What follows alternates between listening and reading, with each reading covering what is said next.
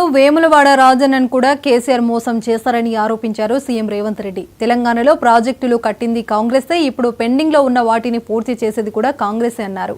ఇచ్చిన మాటకు కట్టుబడి సోనియా గాంధీ తెలంగాణ రాష్ట్రం ఇచ్చారని గుర్తు చేశారు.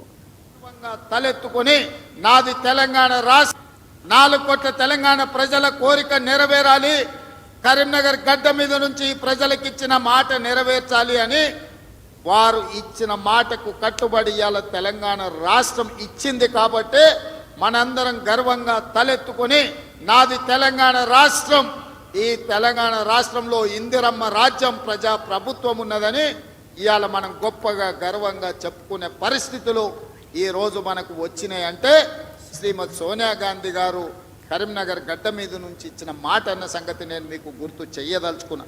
బండి సంజయ్ గారిని 2 సార్లు పార్లమెంటుకు పంపిస్తే ఆయన మంత్రి అయింది, కానీ ఈ కరీంనగర్ జిల్లాకు నరేంద్ర మోడీ నుంచి చిల్లి గవ్వైన తెచ్చిండా? ఈ కరీంనగర్ అభివృద్ధి కోసం వారు ఎప్పుడైనా పార్లమెంట్లో మాట్లాడిండా? మీరు ఆలోచన చెయ్యండి. అంతకంటే ముందు 3 సార్లు టీఆర్ఎస్ వాళ్ళని గెలిపించిండ్రు. వాళ్ళు గుండు సున్ననే ఈ కరీంనగర్ జిల్లాకి ఇచ్చింది.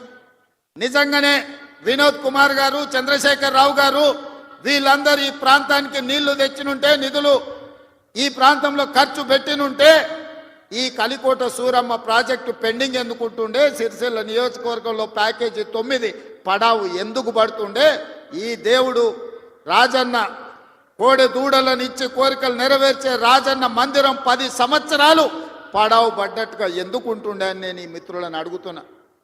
దాదాపుగా ఈ 10 సంవత్సరాలలో చంద్రశేఖర్ రావు గారు 20 లక్షల కోట్ల రూపాయల బడ్జెట్ ఖర్చు పెట్టిండు.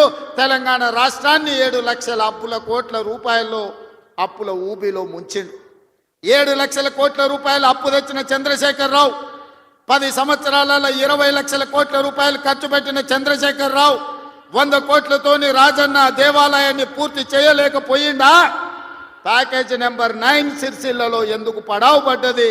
కలికోట సూరమ్మ ప్రాజెక్ట్ ఎందుకు పూర్తి కాలేదో మీరు ఒక్కసారి ఆలోచన